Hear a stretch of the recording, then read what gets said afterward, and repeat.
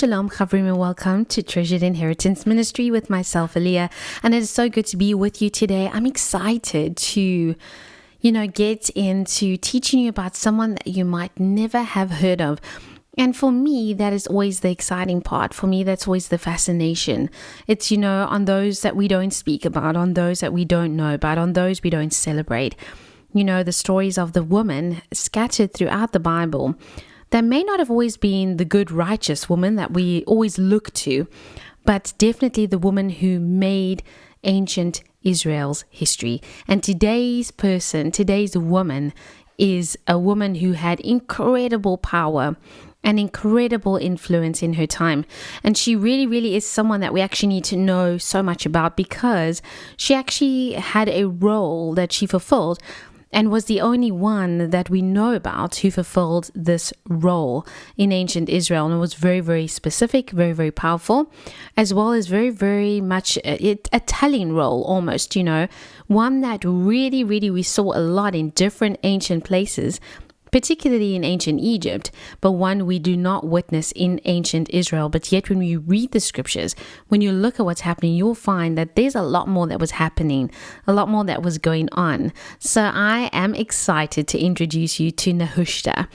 And today, you know what? There it is, Nehushta, Co-Regent Queen. What is this about? Today, you're going to learn about someone that you've probably never heard about, and we're going to go into her story and into ancient Israel's story. It's going to be a really, really exciting time. Before we do that, though, I really want us just to, just take a moment to pray and to ask Yeshua just to be with us as we go into his word. Father, we just thank you so much that you are always with us. Thank you so much that as we come to seat ourselves at your feet, to hear your word proclaimed, to go into the depths of your scriptures, that Father, you will speak to us. I pray that you will really, really speak to us, and that your Holy Spirit will really show us what you want us to learn today, what you want us to know, Abba Father, because every time we come into your word, there's something new. Show us, teach us today, and also help us know that it is a commandment from your word to study history, to study the biblical stories. You said, Father, we are to teach them to our children, that we are to teach them to one another. And Father, I pray that today will be a time where we go in and where we learn so much from your hand. Still our hearts, quieten our minds. Let us be present with you in these moments. We thank you and we commit this time to you. Yeshua Mashiach, we pray this in your mighty name alone. Amen. And so that is what it's about. And again, I want to actually just say that it is biblically commanded to us to study history. I know that there's quite a lot of people that don't like history. It's maybe not that fascinating to them. I'm going to tell you that it's not actually true that you don't like history. It's just true that you haven't been taught the right history. And you know what? I really, really love history, and obviously loved history when I was in school, but also disliked school history so much. I don't like reading about war, and I don't like reading about people killing and, all of those kind of things. And that's the bulk of what I remember about my school education history. And I want to tell you that if you didn't, get excited about history in school, it's all right, because you can get excited about biblical history. Biblical history is something we are still actually always discovering. As archaeologists make new findings, we learn new things. Ancient Israel's history is mapped out for us in the Bible, but yet there's a lot that we don't know. A lot of things that we actually know about the nations around ancient Israel that we have so mapped out. And I'm gonna tell you a bit about that today, but yet little in the way of the depth of finding archaeological texts, finding places and things that we really do want to find. But I do believe that, it will continue, and archaeology is making big leaps, and things will happen. We will discover more, and what we discover will only confirm what the Bible already says, not the other way around. So let's get into what is this all about. Now, I want to say that Judah, this is, Nehushta appears to us at a time period where it's right before the Babylon comes against Judah for the second time, because obviously Babylon had marched against Judah once, and then the second time, and then the third time was that final time.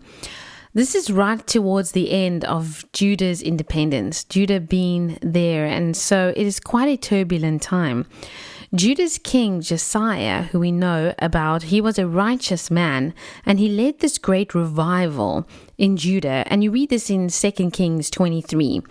And you know what? He led this great revival, and it was a beautiful time period. It really just stirred the hearts of Judah back to Yahweh. But it wasn't lasting, because every time this king, institutes this revival, there's great things that happen. But the minute this king passes away, there's nothing. The people, it's not a lasting change. It's just a temporary surface thing. So what do we find happening?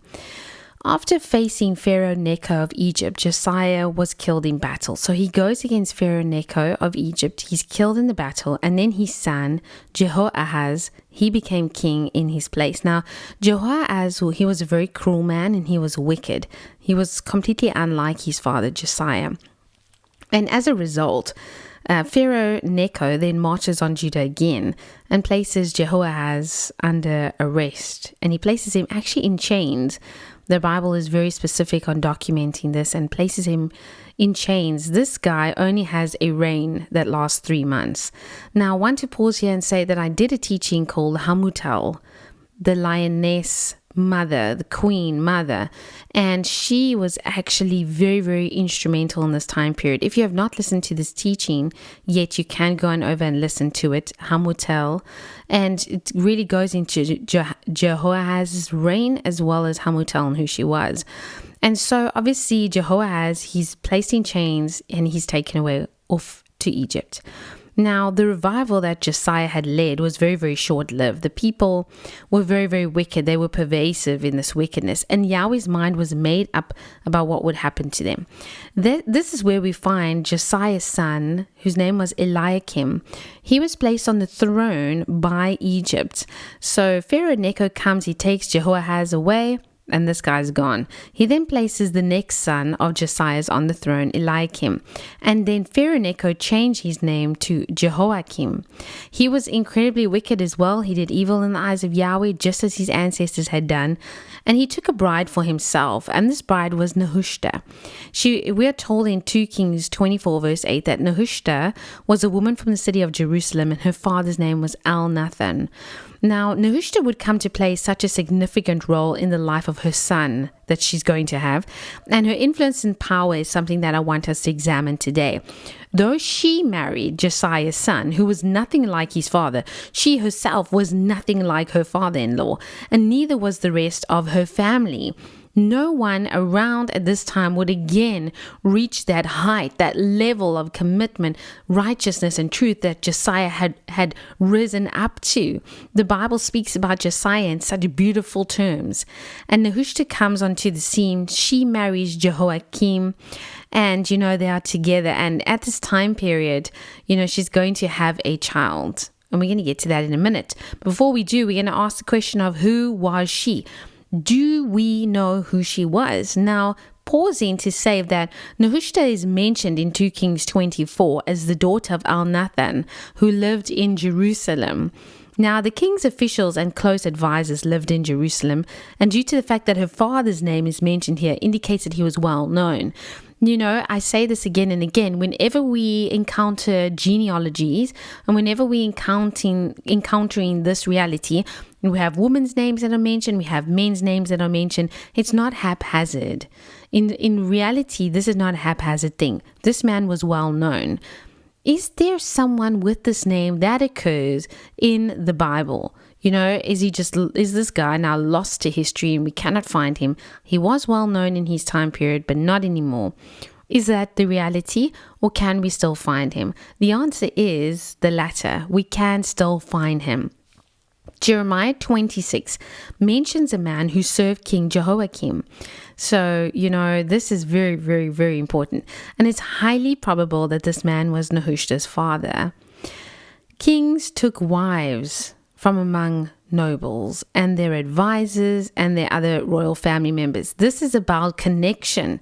It's not about, just finding someone. Sometimes, of course, you would get a bride from somewhere else. But most of the time, you know what, you took someone that was a family member of a noble or an advisor, your secretary of state, anybody that was in that role. And so it's highly probable that this man mentioned in Jeremiah 26 was actually Nehushta's father, because kings took wives from among nobles and from among those kind of people. And you know what, I'm going to read this to you. This is what it says. Now Uriah, this is in Jeremiah 26, now Uriah, son of Shemaiah from Kiriath Jearim, was another man who prophesied in the name of Yahweh. He prophesied the same things against this city and the land as Jeremiah had done. When King Jehoiachin and all his officers and officials heard the words of Uriah, the king was determined to put him to death. But Uriah heard about it and fled in fear to Egypt. King Jehoiachin, however, sent Elnathan, son of Achbor, over to Egypt, along with some other men. They brought Uriah the prophet out of Egypt and took him to King Jehoiachin, who had him struck down with a sword, and his body was thrown into the burial place of the common people. Now, godly prophets not mentioned in the Bible, many of those rose up and declared Yahweh's truth. You know, we only know about the few that are mentioned in the Bible, but there were many godly men and women who rose up. In fact, Isaiah's wife is called a prophetess in the scriptures. So there definitely were women that were prophesying. Huldah is another prophetess that we see, and we have her name written down, and she prophesied at the time of King Josiah, at the time of this great revival. So there were many men and women that were prophesying. And how terrible to see that this guy, Uriah, you know, he prophesied truth and he was killed for that truth, which is also, you know, really something that we should think about. But here we have Elnathan. And Elnathan is obviously a very loyal, committed advisor to Jehoiachin. He has a commitment level to him that, you know, stirs him to go to Egypt to get the bad prophet, so to say, bad in inverted commas prophet back, so that they could just kill him right there in Jerusalem. How terrible, right?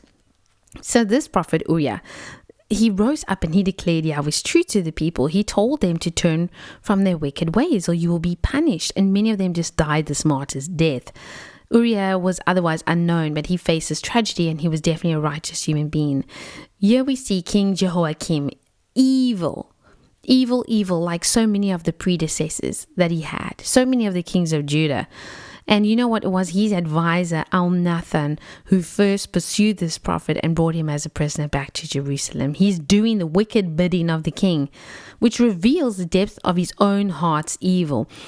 Yes, you could probably turn around and say he had pressure put on him, or, you know, maybe we don't know why he did this, or we don't know, you know, really what his heart was about. We know that his heart was not in a good place. He was part and parcel of this terrible evil.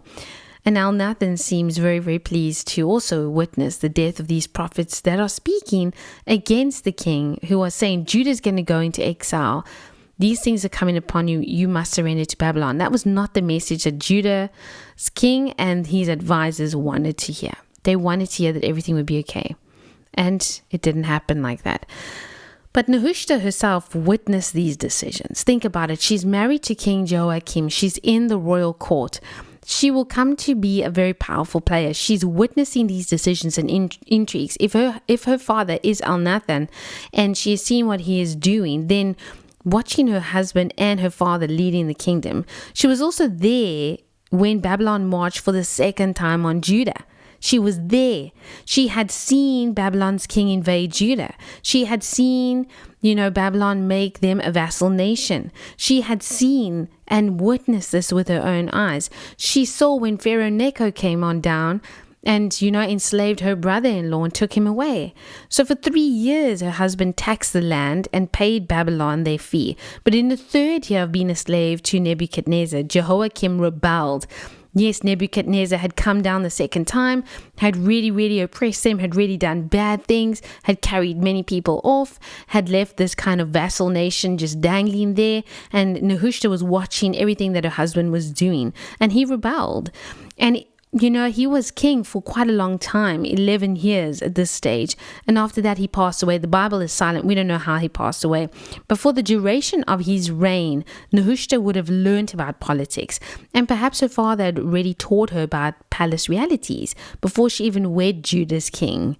She was intelligent, she was wise. And that was how women were picked in those days. We often just read it and go, oh, Judah's king, Judah's king, Judah's king, or, it was Israel's king before they went into exile and got, assimilated among the Assyrians. And so we don't often pause to think about the women who were busy at that time. There were many women, and they were very busy. And you know what? She was intelligent and wise because her wisdom would see her sit beside her son as the first ever woman to become a co-regent in Israel. And like I said to you, that is a very, very important fact, and we're going to get deeper into it. Before we do, I just want to say that Nehushta's name itself is a very interesting name. It's from the root word, the Nachash. And the Nachash, we know, means the serpent or the snake, but it also translates to the words bronze or copper, which of course was a common color of different desert snakes at that time and snakes that were known.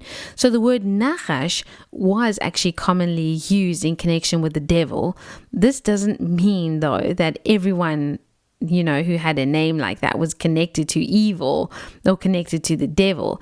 But it definitely does, not mean that there's this bad person because they have a bad name, that they're bad.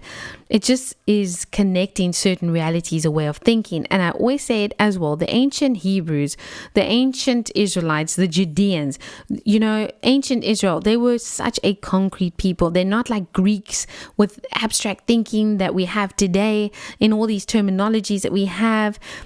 Ancient Hebrews, they connected their language with concepts that were observable in the world.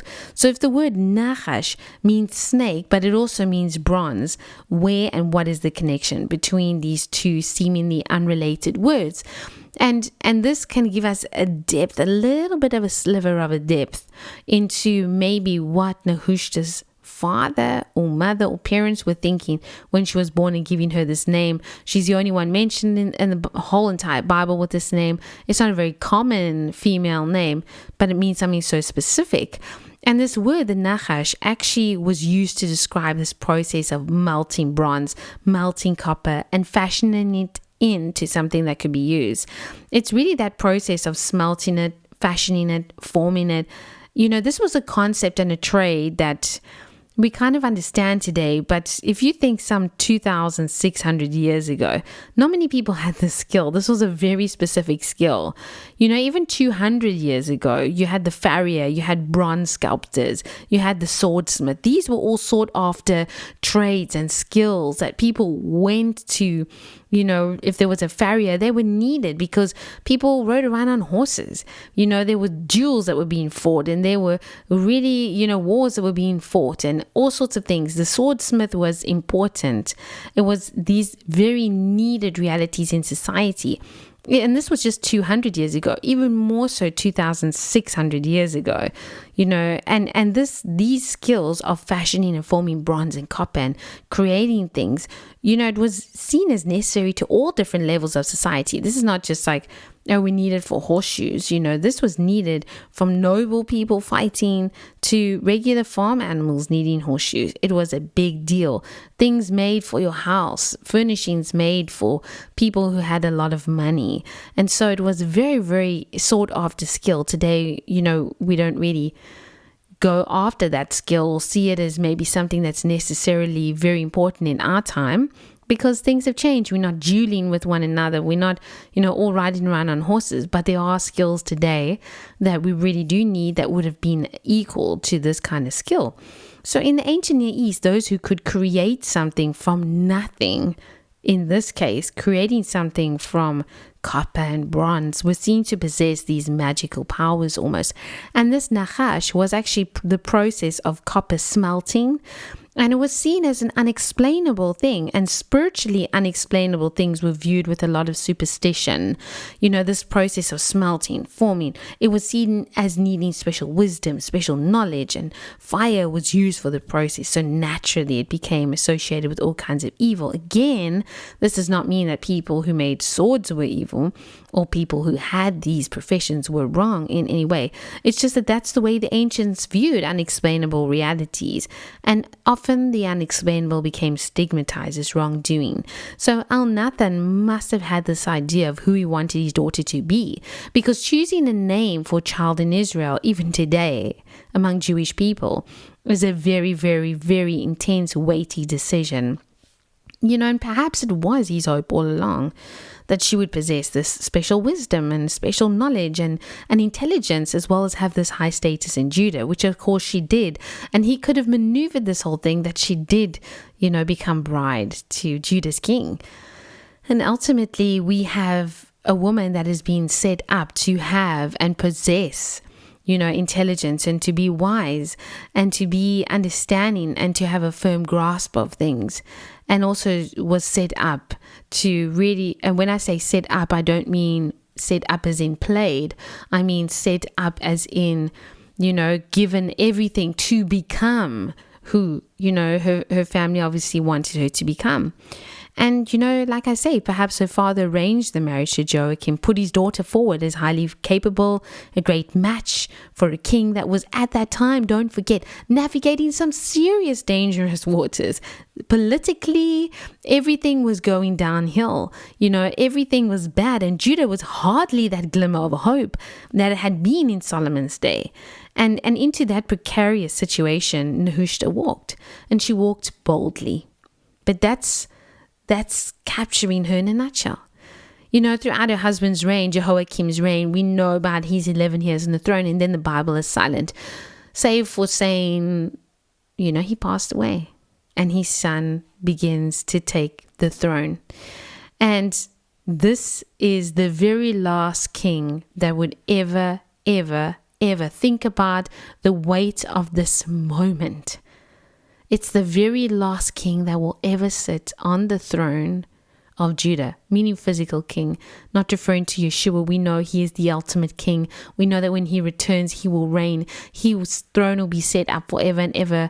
I'm not talking in spiritual terms. I'm talking about the genealogy, the lineage that was begun, that went all the way back to David and Solomon, that glorious golden age of Israel, and then divided, and then these lines being broken, and it's the final king of this final Judean throne, and he's a young man who comes to the throne.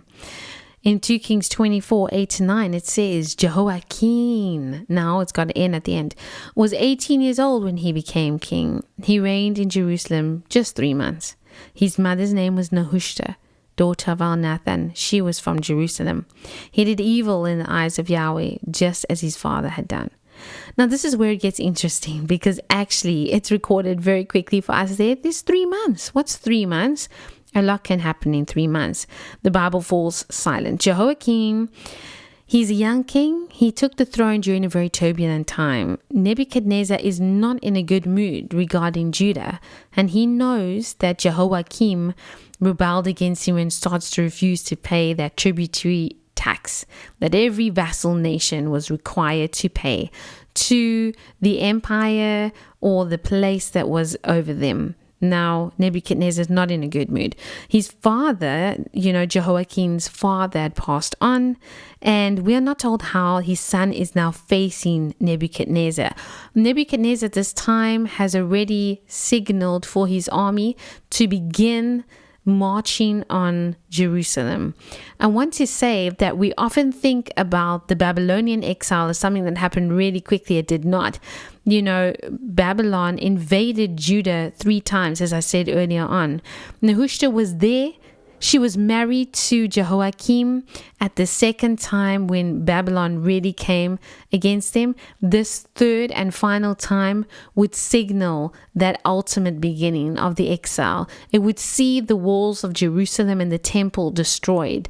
It would see the temple completely sacked. It would see the fact that when we go to Jerusalem today and we see the stones around the old city, those that are still burnt, it is there, yes, from the Romans.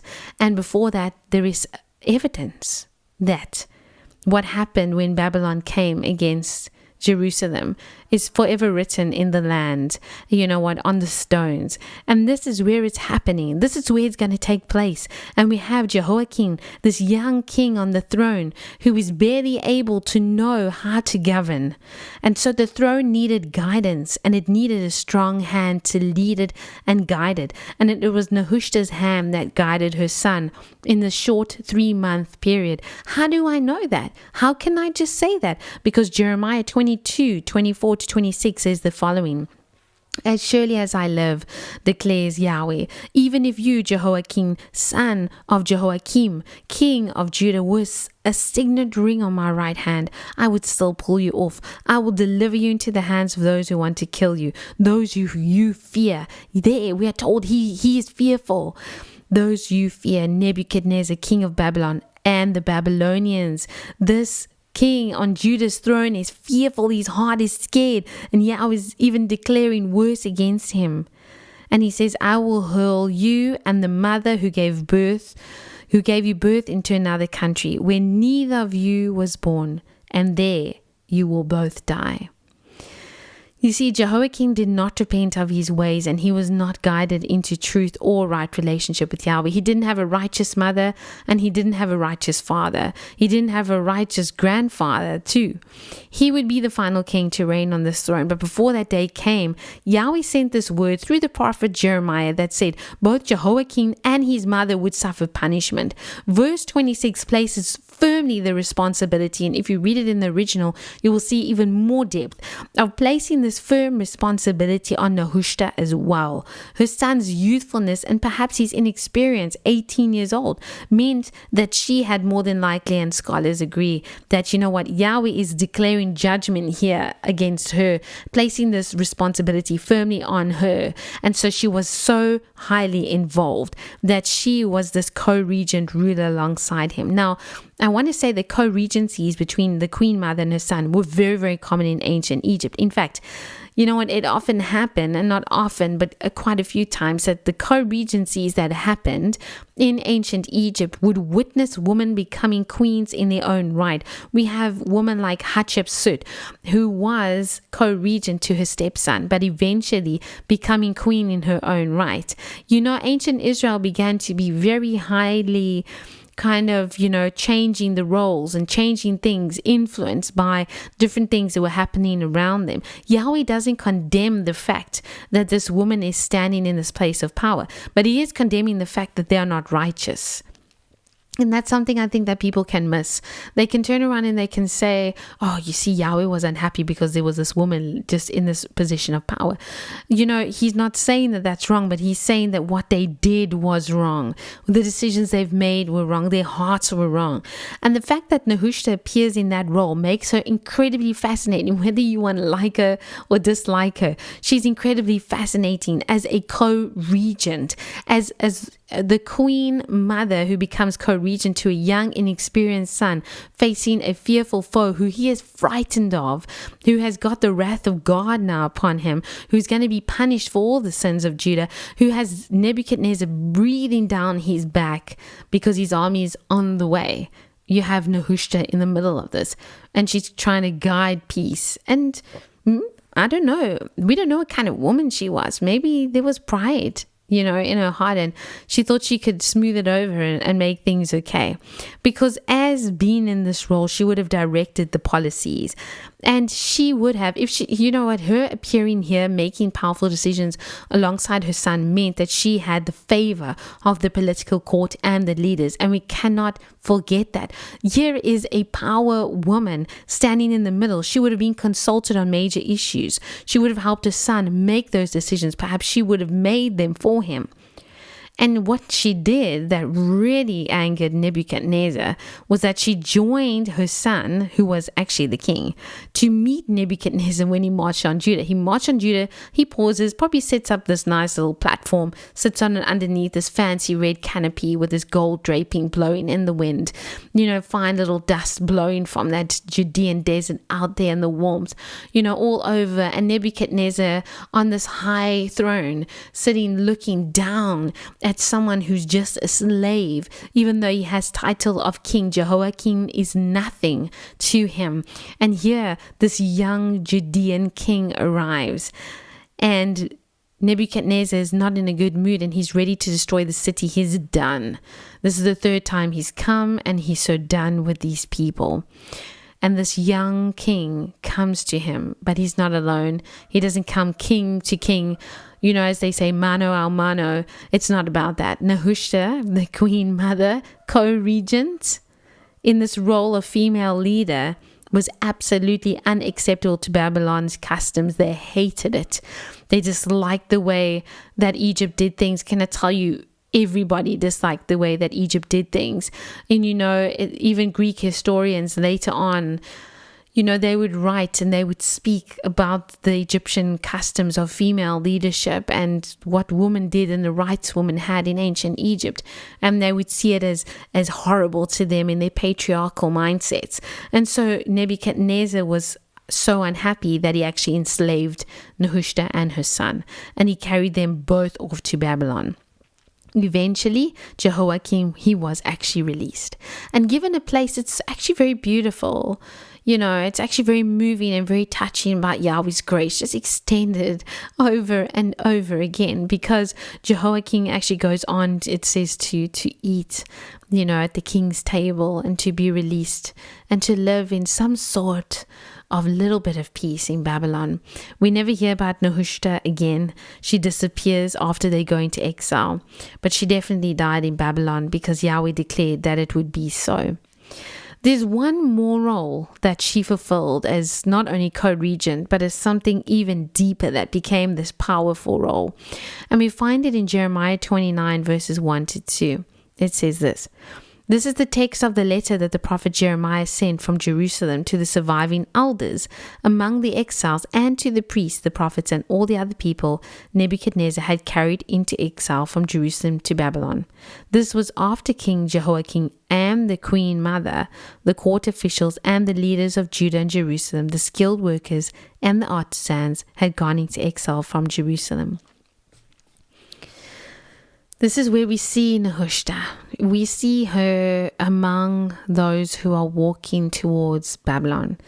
If you've ever seen any of the pictures, the reliefs, if you've been to different museums, Jewish museums around the world, or Yad Vashem, or if you've been to the Arch of Titus in Rome, if you've seen any of these things, which I'm incredibly blessed to have seen firsthand, I've often stood and looked up and just seen that you will witness the pain. Even though these are just reliefs, they are just sculptures, they are just pictures, made of bronze.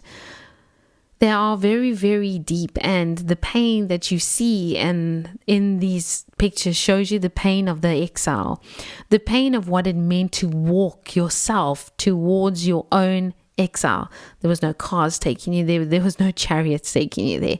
There was no buses or trains or terminals. And even if there was, that was scary. We know what happened in the Holocaust. That, people were put on buses and trains and all sorts of things only to be led to their death. Right here, as these Judeans are going towards Babylon for their exile, it was scary. It was terrifying. And here we have Nehushta in the middle of it. But Jeremiah doesn't call her by her name. He's giving this speech to the exiles, and he's using a very specific word for her, a word that actually speaks about a role, And it's not just a word, because the Hebrew word is actually Gebira. Oh, it's such a powerful word. And we read simply this word as being queen mother, but it's not. It was not just, hey, you birthed the king. This was not a title, it was a role.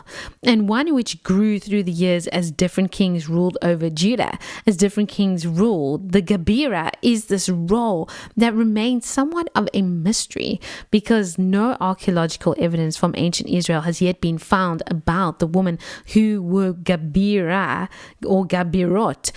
Many different women would have been in this role as different Gebira at different times. So we don't have archaeological evidence from ancient Israel itself.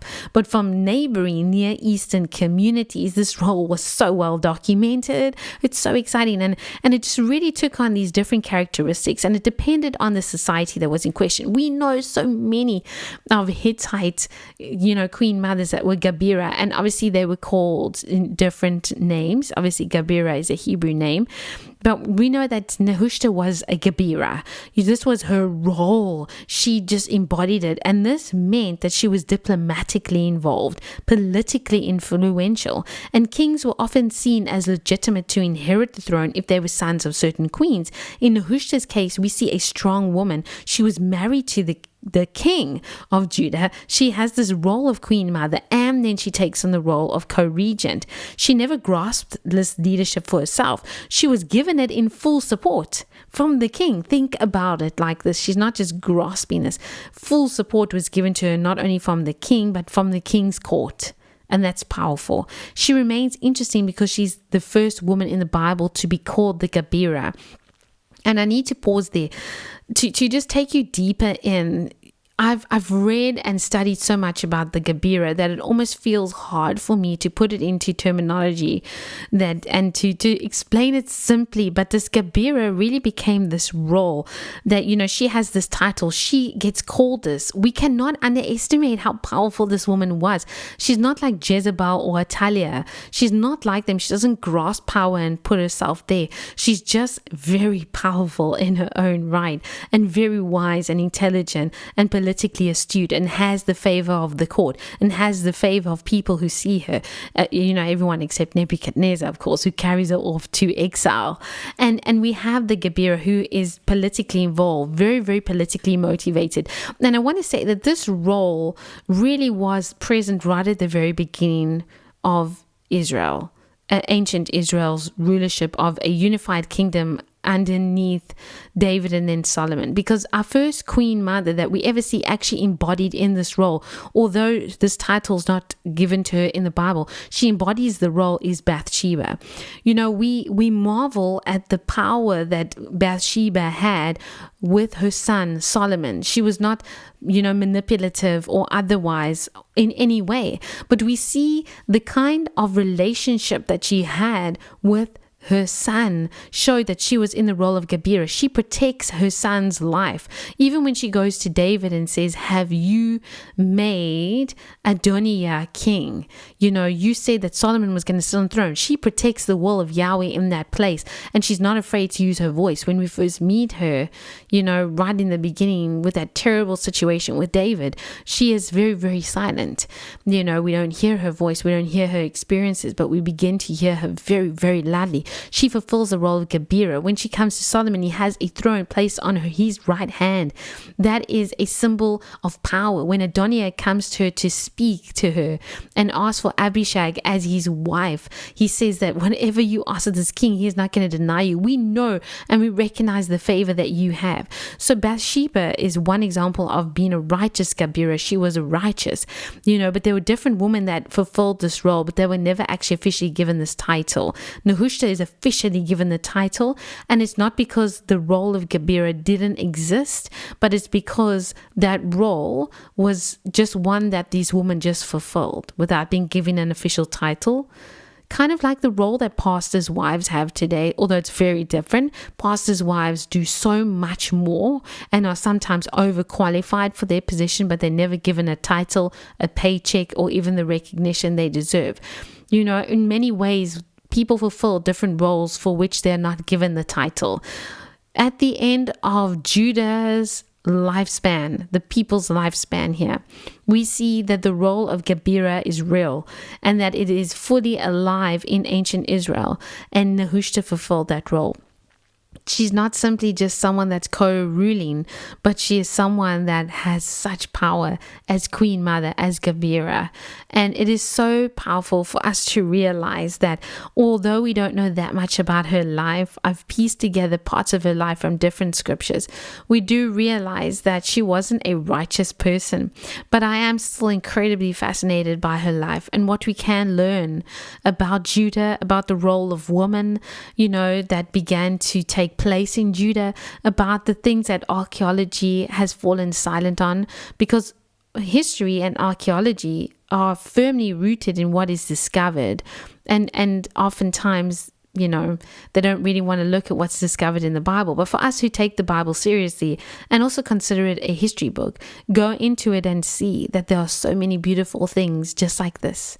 So I hope that you had fun today to discover Nahushta, and that when you look at this time period, it's not just, the time period of the exile, it's the time period of people.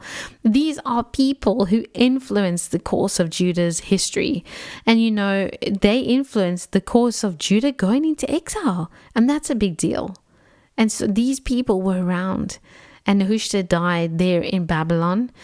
And I want to end off today with saying, when we really begin to look at the Babylonian exile, we will begin to realize that it's very different from what we thought it was. Yahweh gave a word to the people in Babylon and said to them, settle down, plant vineyards, build homes, seek the good of this place where you are. Because when you seek the good of the place where you are, then you know what, you too will be blessed. And that's really, really what Yahweh wants. He was punishing them, but he was also blessing them. And the people lived in Babylon, and they really, in many different ways, were blessed and did flourish. No, they were not slaves. No, they were not super poor. No, they were not consistently mistreated. Yes, there was bad things happening. But I've had a lot of people who don't know anything about this time period and this history. And then they turn around and say, the Judeans, the people of Judah, they went into the Babylonian exile. They were just slaves. They lived in poverty, lived terribly. But that is not what we know and understand today. It is beautiful what we have come to see with, again, the archaeological texts that we have found, and with the things that we are discovering, with the exhibitions that are now out there for us to see. And we know that the exile was difficult and it changed the Judean lifestyle forever. But we also know that these were real people, and they really lived, and we can learn from their lives. And so I've loved being here with you today. I've loved learning about Nahushta, and I pray that you have too. So let's close together in prayer. Father, we thank you so much that we can learn from your word, be inspired by it, be inspired by the lives that went before us. Be it people that maybe we didn't agree with their decisions, people that we love to agree with their decisions. But Father, help us learn from what has gone before. And Father, bless this wonderful person that is listening to this teaching today. Bless them, keep them, make your face to shine upon them, Father. Bless their hearts as they seek you in your word. And Father, may they grow in your spirit and in your truth, Father, of your word. We thank you so much, Yeshua HaMashiach, and we give you all the praise for today's beautiful, beautiful teaching that we could have together from your word. We are so grateful for this. And we thank you, Yeshua, in your mighty name. Amen. It's been good to be with you. As I said, may Yahweh really bless you and keep you. And you know what? Don't forget to subscribe to the channel, because that way you'll be able to encounter more teachings, different kinds of teachings about women in the Bible like this, proclamations for the end times, practical things, Bible things you wanted to know, all sorts of things. And if you find this interesting, send it over to someone and say, hey, you know what? Learn about Nahushta. She was a great woman. You'll be surprised at what we can learn together. You know what? It's been good. Shalom, shalom. Until next time.